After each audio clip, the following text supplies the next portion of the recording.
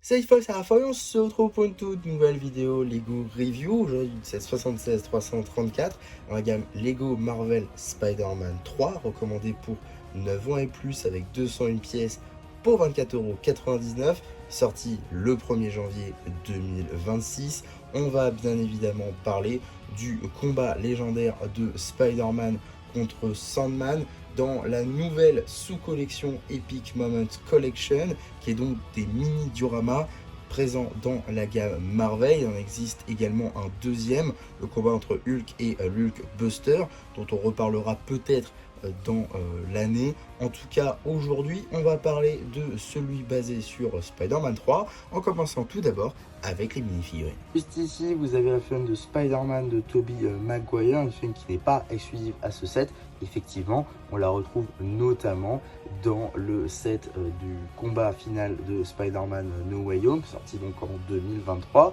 au prix public de 105 €. Donc l'avoir ici dans un set à 25, c'est plutôt cool, d'autant que le set est sorti des rayons. Donc ça c'est plutôt sympa.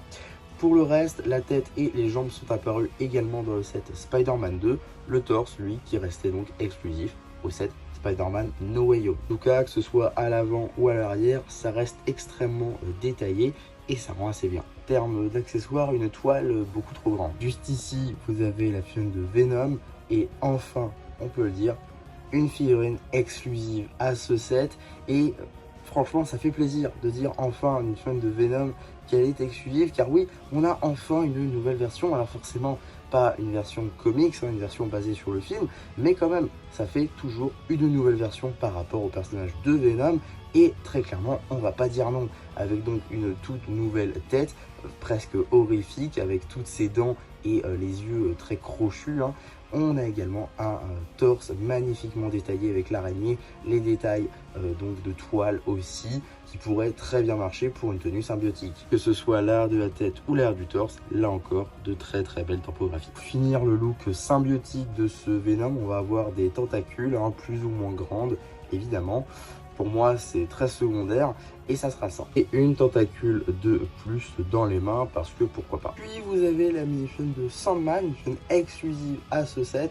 Et enfin, on a le retour d'un Sandman entièrement de sable vêtu, ça fait plaisir, avec donc une toute nouvelle tête, un tout nouveau torse et de tout nouvelles jambes, magnifiquement tempographiées je trouve, et de même à l'arrière. Terme d'accessoires, des mains en brick build, dont une qui peut s'ouvrir et tenir Spider-Man. Généralement, quand je dis qu'on parle des figurines, juste après, vous ne voyez plus aucune figurine sur le stand. Mais là, j'ai décidé de laisser Sandman tout simplement parce que, en réalité, il fait partie intégrante du diorama, car effectivement, il n'y a pas que la mini-figurine que vous venez de voir, mais il y a également une autre partie, du coup, qui est dissociée de la mini-figurine, qui est donc juste ici, qui est un tas de sable en réalité, un petit peu positionné comme ceci pour donner du mouvement, et je trouve que niveau texture, c'est plutôt sympa.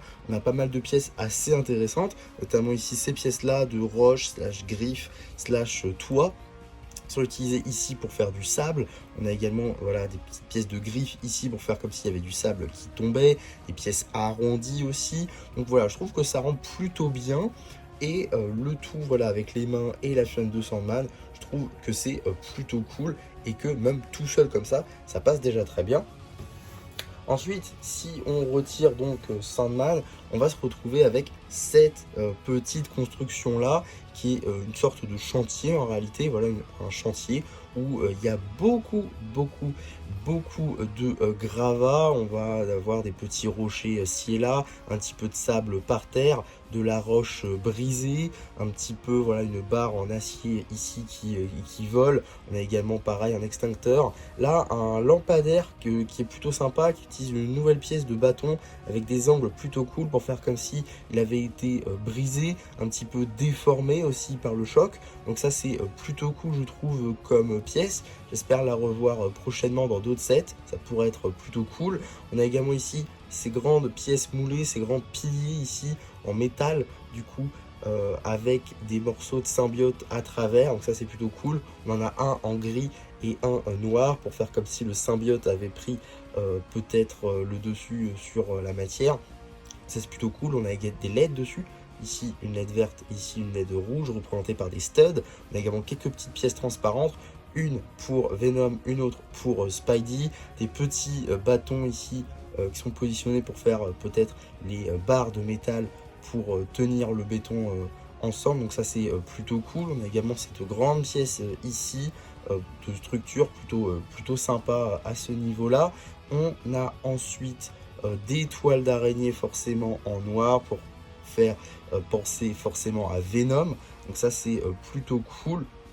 On en a deux du coup dans ce set. Alors on peut les organiser un petit peu comme on veut puisque c'est sur des bras de droïdes. Du coup on peut les mettre comme ceci, voilà, un petit peu déplacés. Moi je préfère les coller, je trouve que ça rend mieux comme ceci, voilà, je trouve que ça rend mieux comme ça. On a ensuite voilà vraiment beaucoup de gravats, en fait beaucoup de roches au niveau de la base avec des slopes, voilà, avec des tiles aussi, des tiles triangles notamment qui sont au nombre de 3. On a également cette pièce là, une pièce assez nouvelle, assez récente, qui n'est pas souvent apparue. J'essaie de vous la sortir, mais voilà. Donc c'est cette pièce là qui est une variante de la pièce de grille qu'on a maintenant depuis des années. En fait c'est la même forme mais qui était moulée différemment, alors que là on a du coup une surface plane, donc ça c'est plutôt cool comme pièce, je trouve en tout cas.